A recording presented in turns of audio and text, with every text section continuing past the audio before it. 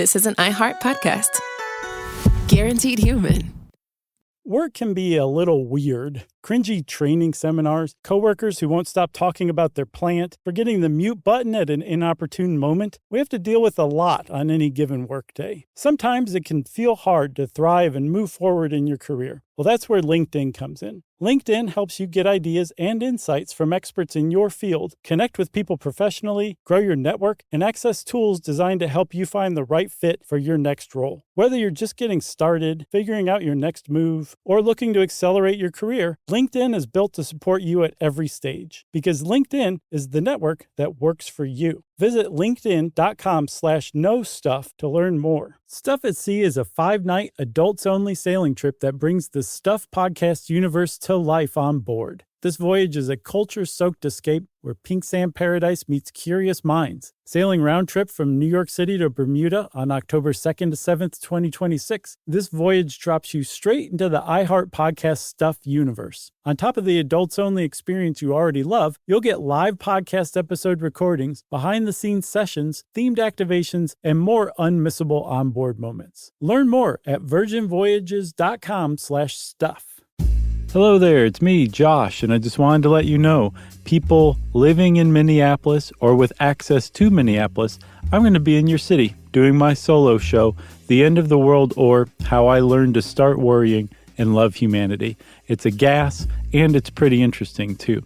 So on June 19th, I'll be at the Parkway Theater in Minneapolis, and the next night, I'll be at the Miracle Theater in Washington, D.C.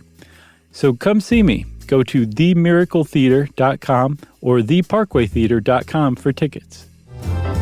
Welcome to Stuff You Should Know, a production of iHeartRadio's How Stuff Works.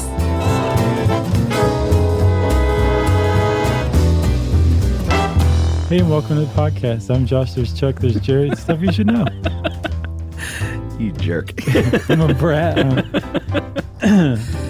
Oh, Jerry's back from vacation. Hello, Yeah. Jerry. Welcome back. Welcome back, Ms. Roland. You don't look any different. You're rolling your eyes at Josh. That means everything's normal. Everything's quite normal. I thought you might be sun-kissed, but she's nodding no. No. She just wrote down "help me" on a sign. I saw that. I'm sure everybody heard the paper rustle, too. I have an announcement real quick, if you don't mind. Please, Chuck. The Bryants are back in the cat game. Got 2 kittens. Oh, congratulations. Thanks. The cat game. Yeah. Okay. The kitty game. What are the cats' names? Luna and Levon. Oh, those are good names. And they, we've been planning this for a while since we lost our cats, but we had the house renovation and it was like, that makes no sense to get 2 cats in a rental house and move them. Yeah. So then we waited and then we were like, well, we're going out of town on vacation for Memorial Day. Right. So let's wait till after that. Yeah. And we did. And I woke up on Sunday and looked at the calendar and I said, It's cat day. it's cat day. So went to the Humane Society of Atlanta. Yeah. Got 2 8-month-old kittens. Nice. Siblings. Oh, matching cats. Yeah, huh? boy and a girl. One's Luna is a girl and she's black. Uh-huh. And Levon is black and white. Nice. Both short hair, which we were going to try and recreate Laurent and the Wizard a little bit. Sure. You know, that whole thing. Force them into these roles that you have established for them. Well, we were going to get a tabby and another Maine Coon. Gotcha. Because we really love those. But You went a different direction this I was just time, like, you know what? These are kittens. They're great. They need a home. Let's take them home. Well, you know what, dude? Congratulations. Thanks. It's been a lot of fun. Best wishes Yeah. to the best of lifetime with Luna and Levon.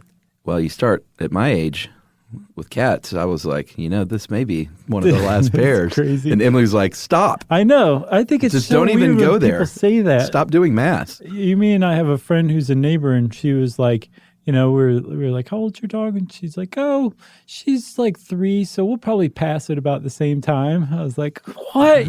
Why would you say that out loud? Well, if these cats live a nice, healthy, longish life, they will see me into my mid-60s and see Ruby through high school. That's cute. That part's cute. So this mid-60s, there's nothing right, cute about there that.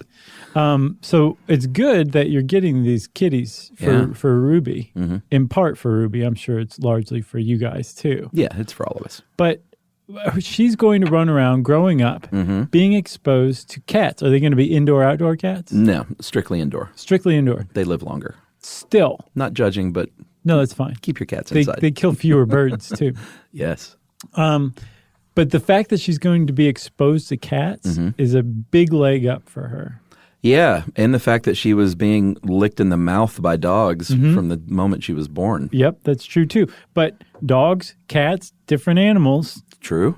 Which means... Yeah, varied...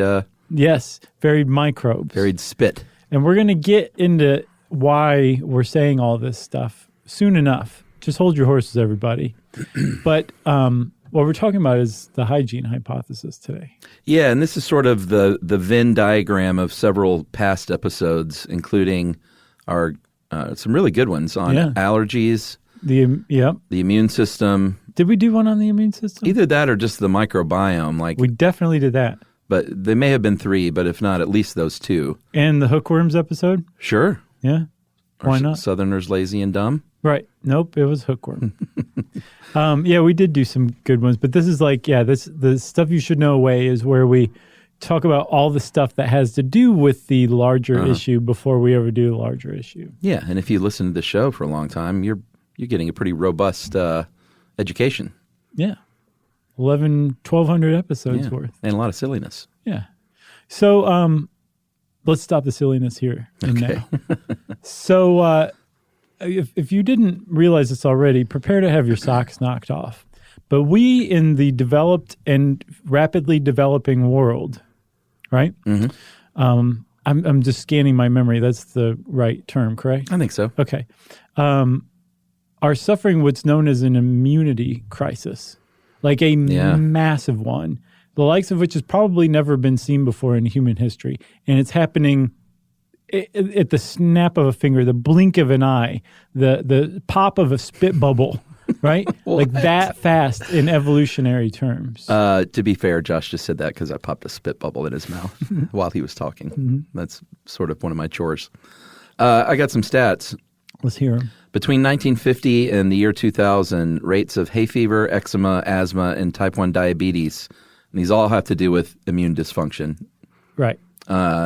Soared 300% in developed and developing countries. 300% since 1950? Yep, between 50 and 2000. Okay. And children born in the UK in 1970 were twice as likely to get eczema than those born in 1958. Yep. And there are tons of stats we could keep reading, but all of this flies in the face of what you would think would be happening, right? Which is as we get, more medically advanced and our world gets more sanitized. Sure, like everything, people should be getting sick less and have more robust immune systems, and the complete opposite is happening. Yeah, and it really has been confounding people because there's a couple of factors, or there's a couple of things here that this evidence is screaming. Number one, it's happening really fast. Number two, it's happening in a distinct part of the world, right? The developed world. But it's also happening over time, too, in the same places. Yeah, but the first one is happening so fast, that rules out genetics, because genetics doesn't operate that fast. No. And so it's clearly environmental. Yeah. That's what everybody's settled on. And again, it was confounding everybody for a very long time. Yeah. And then in 1989, there were a lot of people who tried to explain this. And in 1989, there was a British epidemiologist named, I think you pronounce his last name as Strahan. Oh, really? Strachan? Strachan? The Kraken? The Kraken, I think is his name. Or Michael Strahan, one of the two. One of those. Yeah. Or Michael Shannon. Let's throw him in the mix, too. Oh, man, he's good. So David Strachan, I'm just going with that. He and some colleagues released a very short paper in the British Medical Journal in 1989. And it said, we think we might actually have this figured out. Yeah. What's going on behind this confounding immunity crisis? Why everyone's bodies are turning on themselves? Why their immune systems are going haywire and crazy? We think it's because things are too clean, actually. Right. And he didn't actually use the term, but the word hygiene was in the title of the paper. But right after that, people said, I like the way you're thinking. We're going to call what you're talking about the hygiene hypothesis. But first, explain to us what you're talking about, Strachan. Right. I mean, basically he was saying that if you're a little baby that's born and raised up through your early, very important immunity developing years. Yeah, to about age 4, the most important. Yeah, so if you are cleaning everything too much and slathering everything in hand sanitizer and keeping your child inside in a protective, clean play place, then they are not being exposed to they're too clean. They're not being exposed to the germs that they need to develop a robust immune system. Right. That was his interpretation of some evidence. The actual study that the paper was based on was a study he carried out of, I think, 17,000 British households. Yeah, kids in particular. Yeah, and he found that kids born into smaller families had a higher chance of developing allergies as they grew older compared to kids born into larger families. Yeah, which just supported his theory.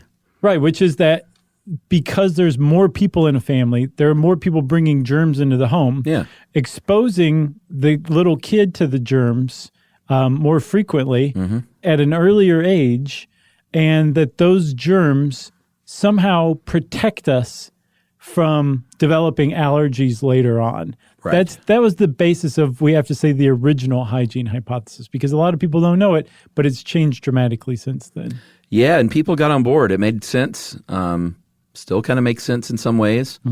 And it made a lot of news, and people really kind of got on this train of let's not have any kids. Right. Or just have one. Sure. And let's let them roll around in dog poop.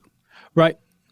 It did get translated really quickly into let's all stop washing our hands, because initially the thing that was identified was infections, that kids develop infections from infectious pathogens, and that being exposed to infections early on actually trains the immune system and makes it basically bulk up. Yeah. It gives you a beefy immune system later on. And more to the point, a smart one. And really, we should probably talk about what the immune system does to really get home what Strachan and all of his colleagues and everybody in the world was thinking was actually going on. Yeah. Should we take a break and talk about do a little allergy recap? Yeah.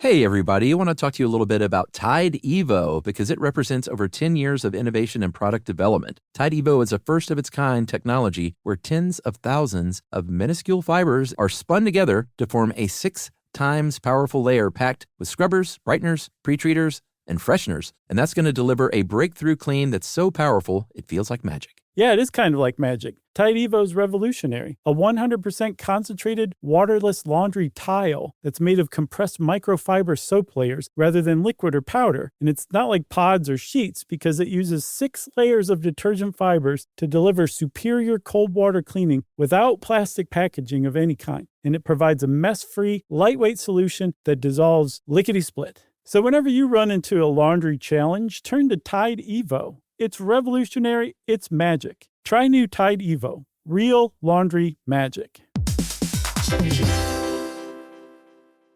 Spectrum Business keeps businesses of all sizes connected seamlessly with fast, reliable internet, advanced Wi-Fi, phone, TV, and mobile services. That's right. And Spectrum Business offers 100% U.S.-based customer support 24/7 to help you stay up and running. And they offer tailored connectivity solutions with packages built for your business budget. Yeah, so it's no wonder millions of business owners rely on Spectrum Business to keep them connected.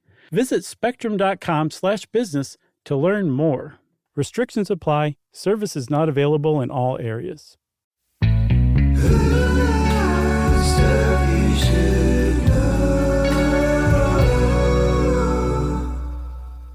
All right, so you can refer to our allergy episode for the full picture, but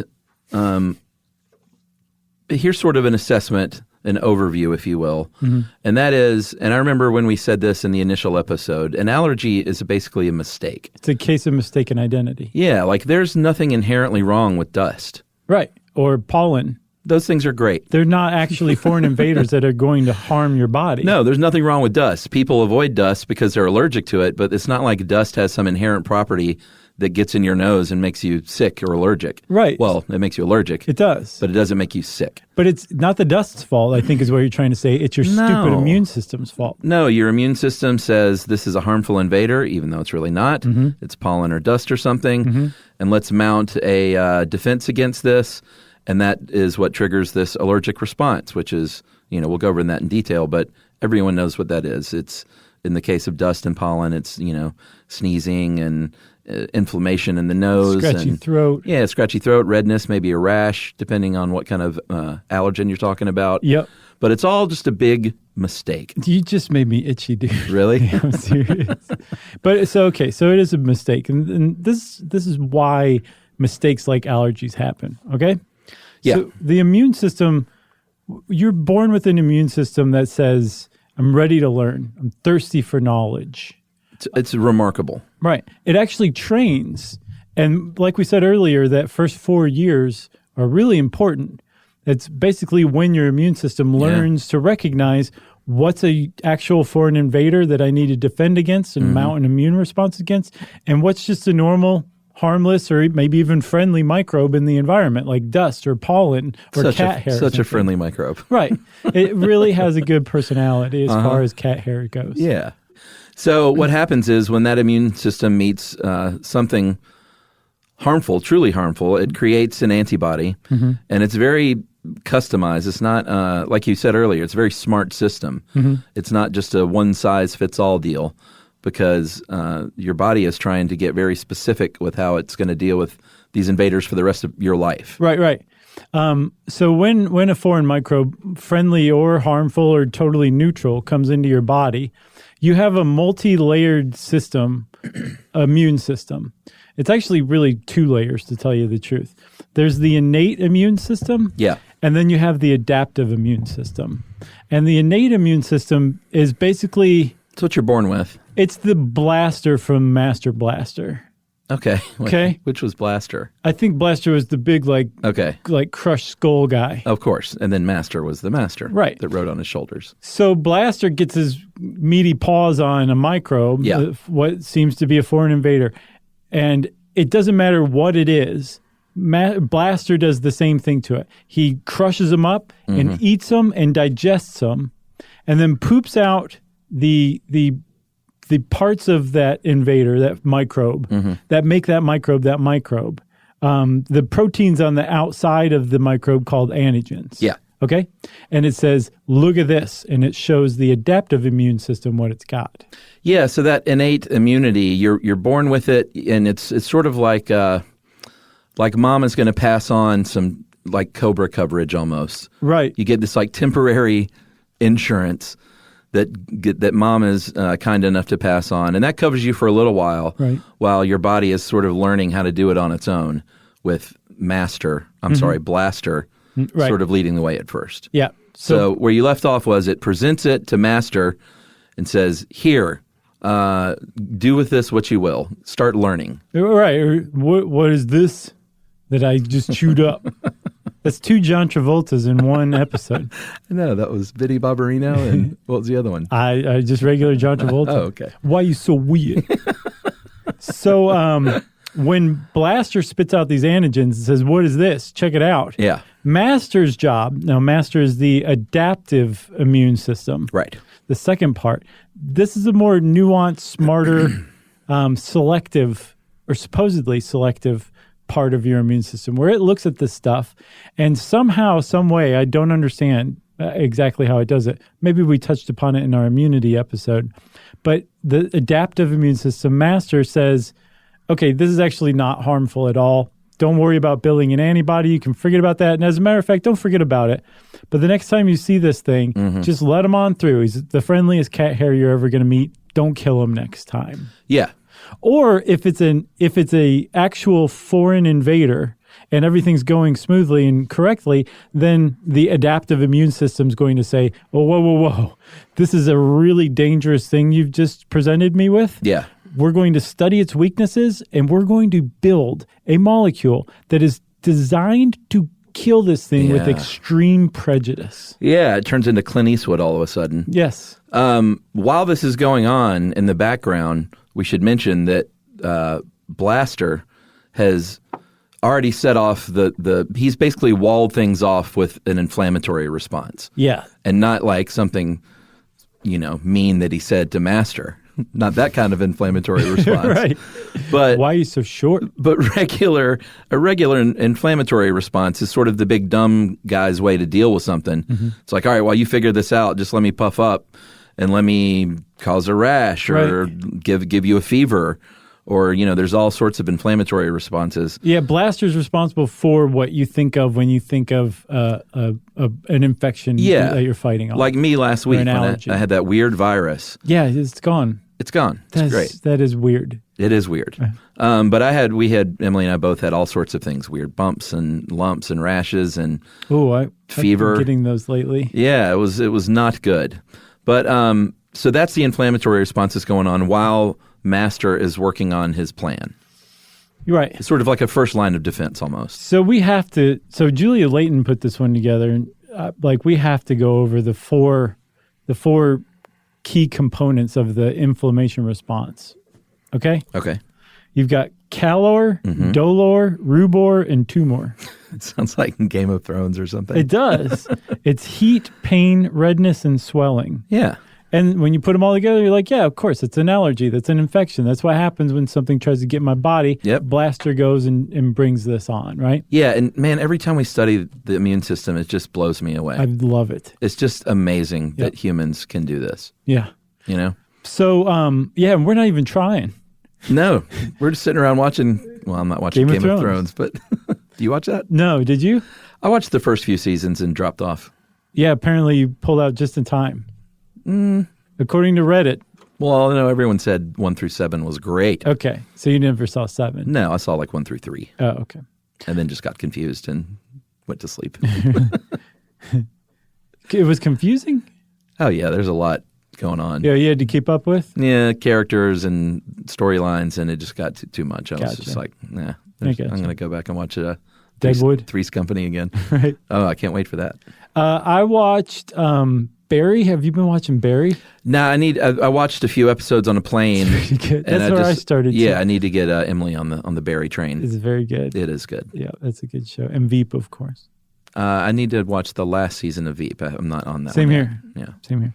Okay, so anyway. Slight digression. Calor, dolor, rubor, and tumor. And Blaster, the innate immune system, is basically creating this to keep the infection localized. Right. While the adaptive system, Master, is figuring out what to do and building the antibody. Right. So once all this happens, the antibody is released. It goes in and destroys the whatever remaining microbes of that foreign invader are still around, and the body is saved. And even better, somehow your immune system remembers this. Yeah, that's the important part. Right. So that the next time Blaster comes along and comes back with that same microbe, the same kind of microbe, Master says, I know just the thing for this guy. We've met him before. We're going to get this antibody over here, and it's going to destroy him. And the body will just keep humming along with the immune system mounting normal, appropriate responses. Right. And your body, all your cells are just screaming, 2 men enter, 1 man leave the whole time. Yep.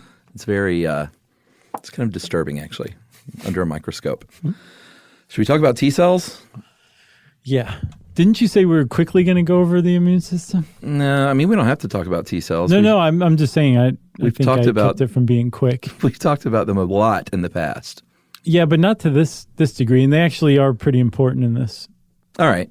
Well, so remember that Blaster, the innate immunity dude. Remember, any microbe it gets its hands on, it does the same thing too. Yes, it gets every pretty time. bad for the microbe. So he's going to present that microbe's antigens to these T helper cells, TH cells that we've talked about before, and they are part of Master's smarter system. Right. And like earlier when you said he presents it, what he's really doing is presenting to those T helper cells. Right. So there's T helper cells that are undifferentiated. They're just kind of floating along, waiting to be told what to become. And then Master says, you turn into some Th1 cells because this is a bacterial or a viral infection. Yes. And Th1 cells are specialized to combat that kind of microbe. Or if, say, it's a hookworm infection, they would turn into Th2 cells. Or if it's an allergy or an allergic response, it means Th2 cells are involved too. And this is here the key to the original interpretation of the hygiene hypothesis. Yeah, and the Th1, it's sort of they do a lot of things, but Th1 generally work on the inside of cells and Th2 generally work on the outside of cells. Right. They sort of split up and they sort of balance each other out too. That's a big key too. Yeah, like if there are more Th1 cells, there will be less Th2 and the other way around. Right, they kind of regulate one another. Or more to the point, T regulator cells regulate Th1 and Th2 cells. Yeah, the Tregs, which we didn't find out about until like the 2000s, right? Right. But if this is the point here, if there are a lot of Th2 cells, there's not going to be very many Th1 cells, right, and vice versa.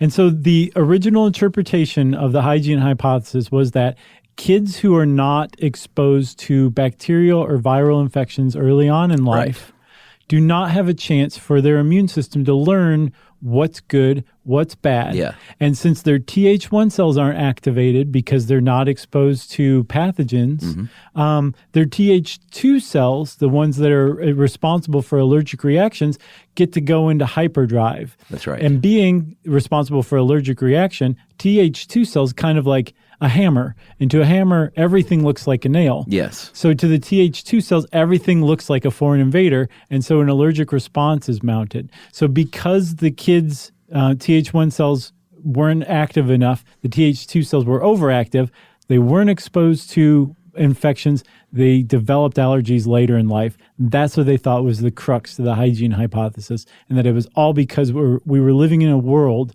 that is far too clean for our own good. Yeah, and there are more studies that they did that really seem to support this in the 90s. One really interesting one in the Germanies in the early 90s. They did a study of allergy rates of East and West German kids, pre-unification, obviously. And this was a really great idea because what you had was two populations that were genetically identical, basically, just living in two drastically different environments. Obviously, East Germany was very polluted, was generally more poor, much more industrialized. And in the West, it was, cleaner probably and safer water, not cleaner, but cleaner air, cleaner for sure, and kind of all the way around. Right. And so they hypothesized. There was a researcher named Erika von Mutius. That's good enough. I think that's exactly right. Okay. And she basically, said, well, clearly the children from the West will be healthier and less allergic. Right. And she found the exact opposite again. So it was just another sort of some more compelling evidence that this hygiene hypothesis kind of carried a lot of weight. Yeah, and the fact that she was expecting the opposite was kind of interesting too. But she was like, whoa, I just accidentally proved this hygiene hypothesis. Right. Because it doesn't, again, it makes zero sense that the cleaner the environment, the more likely your immune system is to malfunction later in life. Yeah. Right? Should we take a break? Yeah, we should. All right, we'll take a break and we'll talk about sort of where this is now in the new understanding that hasn't gotten nearly enough press. Right.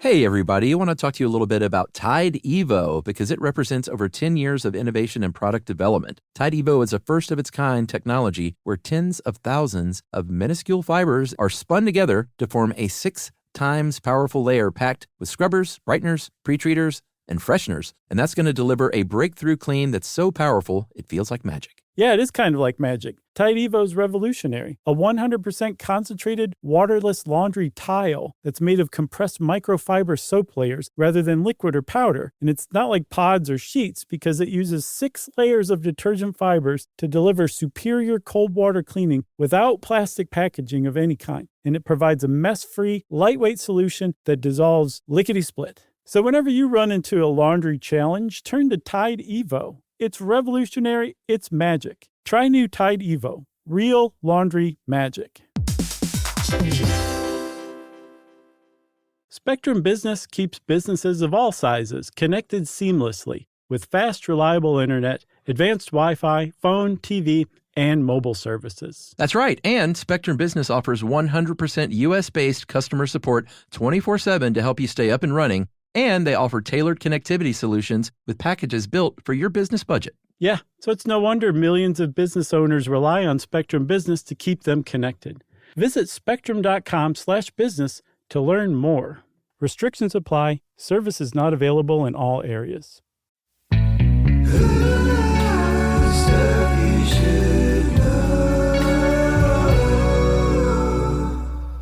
Okay, so the world really clamped on to the hygiene hypothesis. Yeah. Because, I mean, it makes a lot of sense. Like, it's very appealing. It's like, yeah, just go be dirty. You don't have to worry about all this stuff. And, yeah, pesticides are terrible for us. And so is antibacterial soap and, just everything you can think of. The idea of it was really just kind of appealing to the world, especially in the 90s, because that's when people started caring about like herbs and supplements and like organic food and stuff like that. So the timing was really good. Sure. And the idea of looking at all these chemicals we were using to sanitize our world as actually harmful rather than beneficial appealed to a lot of people. But it also appealed to people in the sense that now we had an explanation for this mysterious, massive explosion in allergic reactions and immuno messed up function, right? Sure. Did you know type 1 diabetes is an immunodeficiency? Just from this. Yeah, me too. I had no idea. I was like, why do they keep talking about diabetes? And then I realized your body has mistaken the beta cells that produce insulin in your pancreas as a foreign invader and attacks them. Yeah. That's why you don't have insulin or enough insulin, because your body's turned on it. Yeah, very interesting. Same with like Crohn's and any kind of autoimmune disorder, really. Yeah, your body's mistaking the cells of your own body as a foreign invader. Yeah.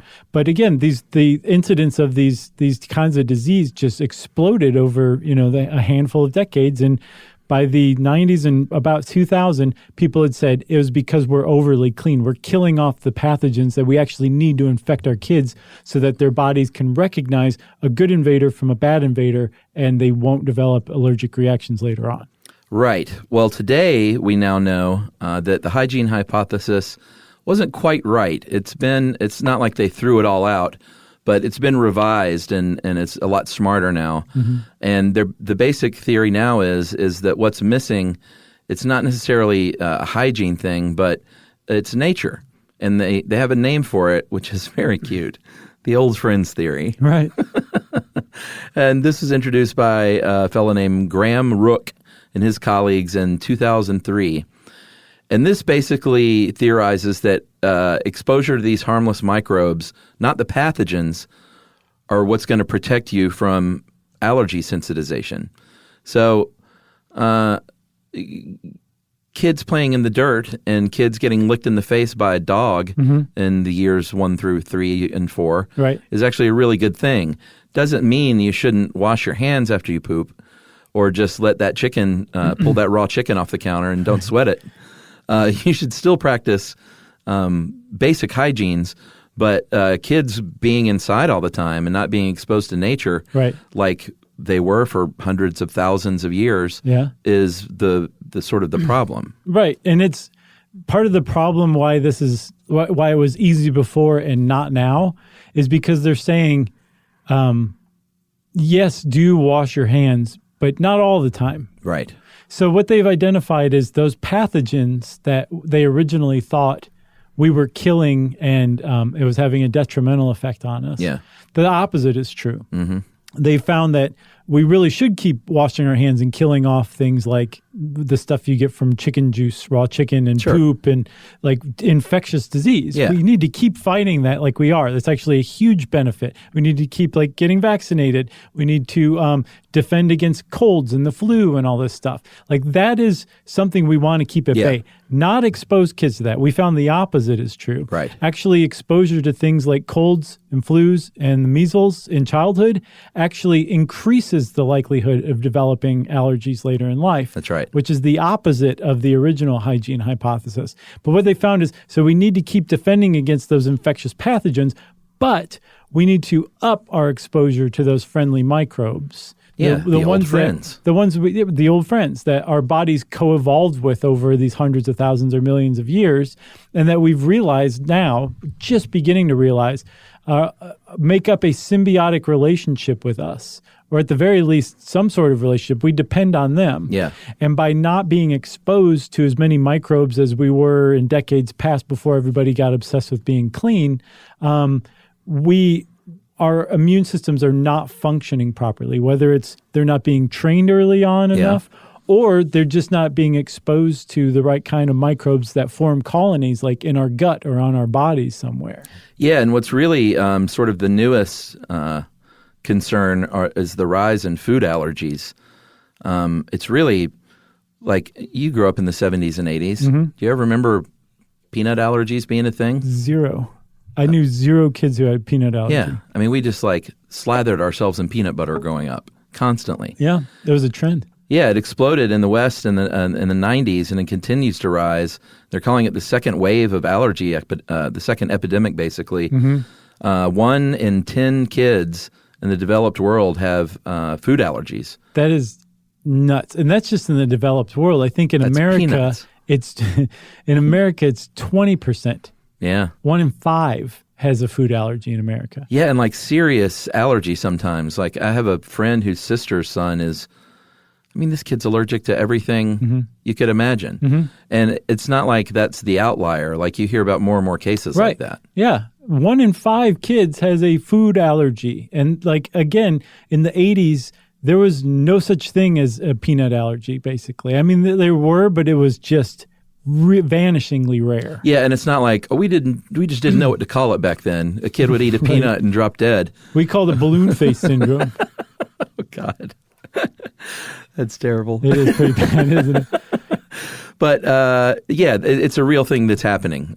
Food allergies are just off the charts now compared to how they used to be. Yeah. So that, like you said, that's the second wave of this. And what they're thinking is going on is kids are less exposed to the microbes that we used to be more exposed to because we're spending more time inside, because we're using way more disinfectants. And it's good we're using the disinfectants because they do kill the pathogens that we do want to keep at bay, but they kill indiscriminately. So they also kill all the friendly microbes that actually perform wonderful benefits for the healthy functioning of our immune system. Yeah, the harmless bacteria that children need to be exposed to. Right. And adults. Right. Although they do think that when you are exposing kids to microbes or when you are being exposed to microbes like you and I, it's probably not doing a lot for us. Yeah.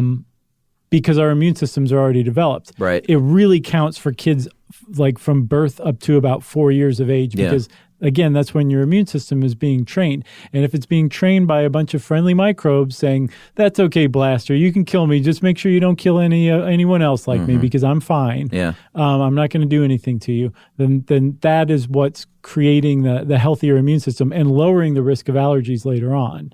Yeah. So they recommend, getting your kids out in nature. Let them play in the dirt. If you can breastfeed, then that helps.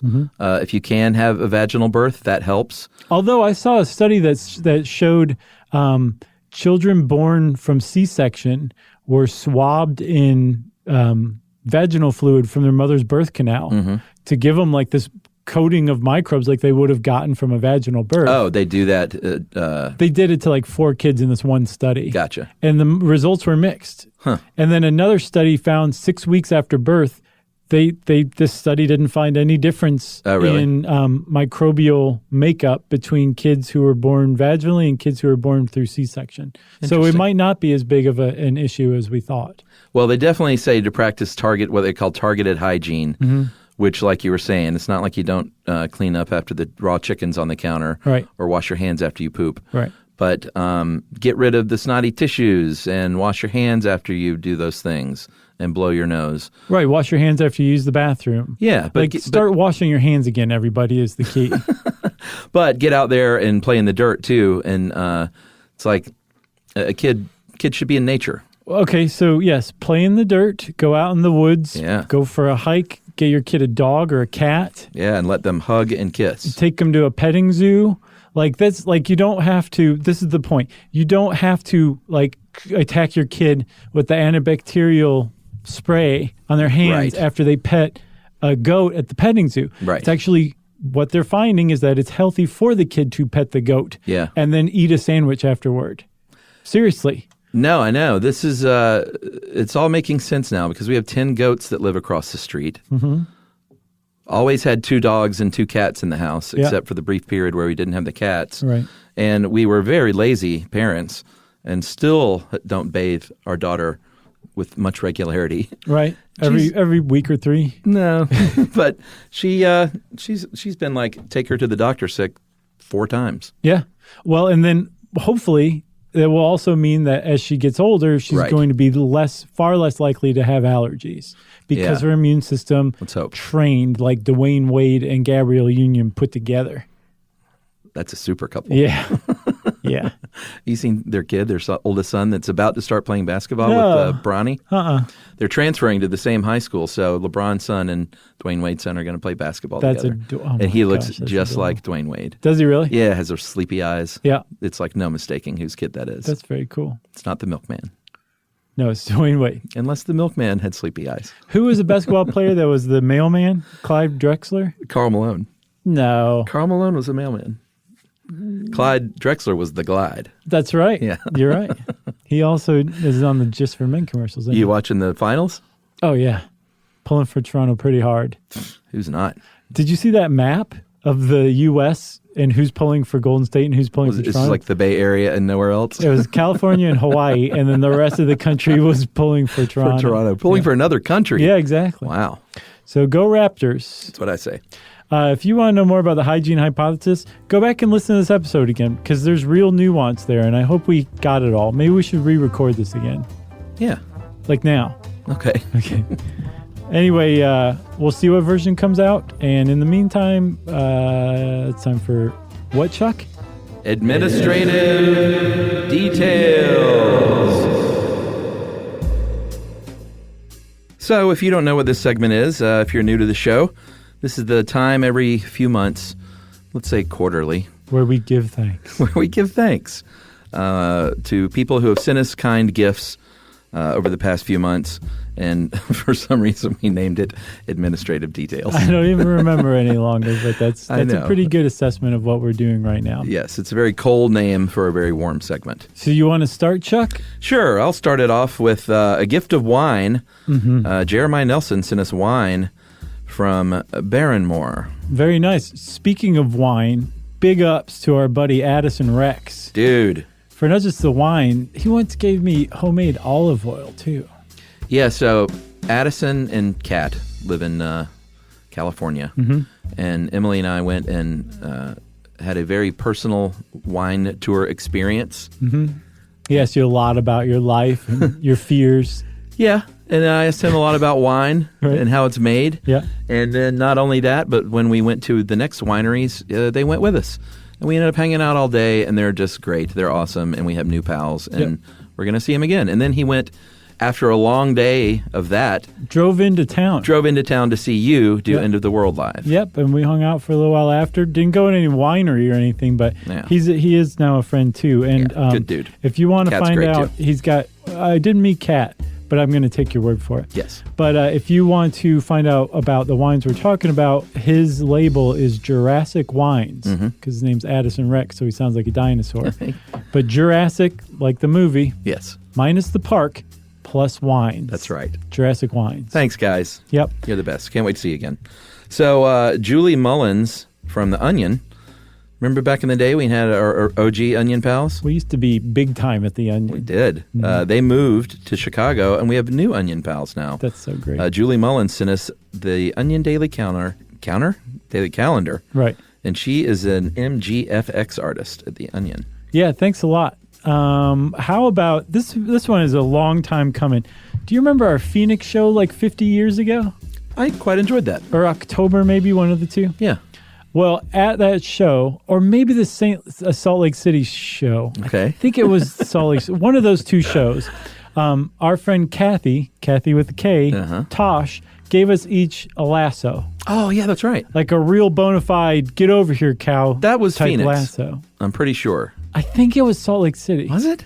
I can't remember for the life of me. Anyway, Kathy, write in and let us know how you're doing and what show it was. But thank you for the lassos. She also said, yeah, just go on to YouTube and you can learn how to do it, which I've yet to do. But I haven't either, but it's hanging in my closet. It looks very cool there, doesn't it? It does look very cool. Yeah. Thanks, Kathy with the K.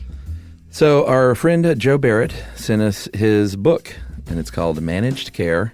I haven't been able to read it yet, but it's on the stack on the desk. Yeah. So check out Managed Care by Joe Barrett.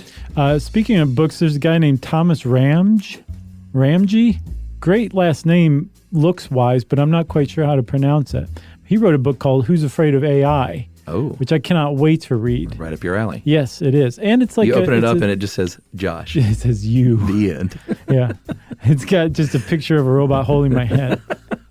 But thanks a lot. Thomas Ram's book, Who's Afraid of AI? Go check it out. Our old pal Dustin Bowen sent us a 3D printing of our Stuff You Should Know logo, which sits atop my desk right now. Very awesome. Yeah, it's very cool. Yep. Huge thanks to our old pal Don Kuby for the floral photography canvases. Coobs. And Coob's photography is just out of this world. Yeah, she's really talented. Yep. Like almost, exactly as good as Aaron Cooper's photography. And she sells her stuff on her site, Dawn Kuby, DAWNKUBIE.com. You know, before I did the We Knows Parenting Live in Brooklyn recently, and Emily and I both went for a little quickie New York trip. We went to the Brooklyn Botanical Gardens and the Frida Kahlo exhibit at the museum. Oh, nice. We were walking around the Botanical Gardens. Who wanders up but Dawn Kuby? Oh, really? Yep. She's like, I just happened to be following. I mean, I just happened to be here as well. No, we had a nice little chat. She was taking photos, and she came to the We Know show. That's why she was there. She's great. She's very easy to talk to. Yeah, serendipity. Who else? Sheena and Ben sent us a wedding invitation at their wedding in Burbank. And we've gotten a few of these lately, along with invitations to officiate. But they've all lined up against either live shows, butted up against live shows, or other travel plans. Right. So I've not been able to do that. No. Plus, we'd have to get ordained. Are you ordained? No. Okay. But I'll do that in 5 minutes. We can do that. There you go. Brad Topliff sent us a box of runes, ROONS, which is short for macaroons. Oh. Which his wife makes. Runes is his wife's company, and they're amazing, I can attest. And you can get them at eatrunes.com, EATROONS.com. All right. Our old pal Stephen Brightman sent us poopy pockets for our dogs. This is a cool little invention. It's a 2-in-1 poop bag dispenser and poop pocket for the poop. Yes. And it's a veteran-owned business. So big thanks to Stephen Brightman for the poopy pockets. Nice going, Stephen. Mark Hicks sent us, those Simpson-themed journals. Sure. Hand-drawn Simpsons journals. Yeah. Those are from Mark Hicks. And thank you very great. much, Mark, because I think we forgot to thank him last time. And he wrote in and was like, dude. I was like, I'm sorry. Our old pal Ian Newton from Baltimore, the Baltimore Spirits Company, sent us their Shot Tower Barrel Gin and their Batlamaro. Yes. Which is, what is that? Explain what that is. Szechuan Amaro. Yeah, like peppercorn Italian infused. bitter liqueur. Oh, man, it's so good. Is it good? Yes. It's got a little heat to it? Everything that they make is really, really good. Yeah. I can't remember the name of it. He's also sent us like mezcal made from smoked apples. It's just the bomb. What kind of black magic are they doing in Baltimore? They're doing some good stuff up there. All right. Support the Baltimore Spirits Company and Ian Newton, everyone. They're getting creative with their spirits. So we're going to leave it at that. We'll do the rest next episode. How about that? That sounds great. Well, thanks a lot for joining us. If you want to send us something, we're always down with that. You can find us on social. Just go to stuffyoushouldknow.com and you'll find all of our links there. And you can also send us an email to stuffpodcast@iheartradio.com. Stuff You Should Know is a production of iHeartRadio's How Stuff Works. For more podcasts from iHeartRadio, visit the iHeartRadio app, Apple Podcasts, or wherever you listen to your favorite shows.